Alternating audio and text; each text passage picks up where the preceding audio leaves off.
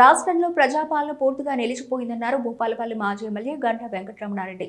అభివృద్ధి నిధుల విషయంలో చర్చకు పిలిచిన కాంగ్రెస్ పార్టీ మంత్రులు బీఆర్ఎస్ పార్టీ నాయకులను అడ్డుకున్నారని ఇది ఎంతవరకు సమంజసమని ప్రశ్నించారు. అభివృద్ధి చేస్తే ప్రజలకు వివరించాలన్నారు. సంక్షేమ పథకాల అమల్లో రాష్ట్ర ప్రభుత్వం పూర్తిగా విఫలమైందని, కాంగ్రెస్ ప్రభుత్వం ఏర్పడి 2.5 సంవత్సరాలు గడిచిందని, 2.5 సంవత్సరాలుగా జిల్లా అభివృద్ధిని మర్చిపోయారని ఎద్దేవా చేశారు. భూపాలపల్లి జిల్లా కేంద్రంలోని బీఆర్ఎస్ పార్టీ కార్యాలయంలో ఏర్పాటు చేసిన మీడియా సమావేశంలో వారు మాట్లాడారు. ముఖ్యమంత్రి మొదలుకొని కింది స్థాయి వరకు కూడా ఒకటే పరిస్థితి ఉన్నది.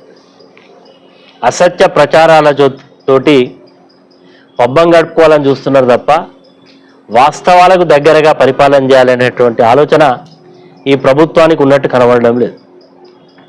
అందులో భాగంగా రాష్ట్రంలో జరిగినటువంటి అప్పు కేంద్ర ప్రభుత్వమైనటువంటి సంస్థలైనటువంటి కాగ్ నివేదికలో ఈ రాష్ట్ర ప్రభుత్వం యొక్క అప్పు విషయాలు భారత పార్లమెంట్ సాక్షిగా ఈనాటి కేంద్ర ప్రభుత్వం బహిర్గతం చేసింది.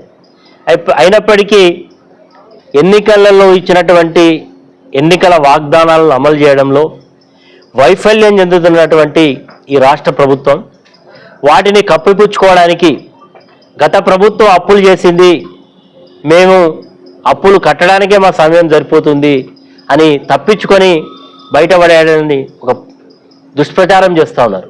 అందులో భాగంగా మొన్న రాష్ట్ర మంత్రి జూపల్లి కృష్ణారావు నేను అవసరమైతే తెలంగాణ భవన్కి వస్తా, చర్చకు సిద్ధమని చెప్పిండు. నిన్న మా పార్టీ కార్యనిర్వాహక అధ్యక్షులు కేటీఆర్ గారు కానీ మిగతా నాయకులందరూ కూడా పార్టీ అక్కడ సిద్ధంగా ఉన్నది. మళ్ళీ వాళ్ళే వేదిక మార్చిండు. ఎక్కడికి? మన గన్ పార్క్ దగ్గర పోయింది. మేము పోతామంటే అక్కడ ఫోన్ ఇయ్యారు. అంటే ఈరోజు చేతనైతే లేదు ప్రభుత్వాన్ని నడపడంలో. ఈ ప్రభుత్వానికి చేతగాక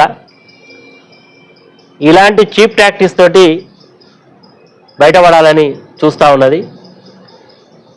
అయ్యా ముఖ్యమంత్రి గారు, మీరు మా రాష్ట్రానికి ముఖ్యమంత్రి అయి 2 సంవత్సరాల 7 నెలలు అవుతుంది. అయినా మీ యొక్క ప్రవర్తనలో మార్పు వస్తలేదు.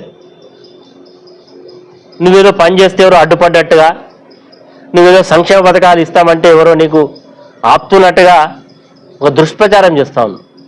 తొక్కుతా అంటలు కట్టుకొని పరిపాలన చేస్తున్నాడు తప్ప వాస్తవాల దగ్గర లేదు. ఇప్పటికైనా ఈ అప్పుల విషయంలో ప్రజలను మభ్యపెట్టి తప్పుదారు పట్టించేటువంటి ప్రయత్నం నువ్వు కానీ నీ మంత్రులు కానీ చేయడానికి ప్రయత్నం చేయకండి. ఆ రోజు చెప్పిన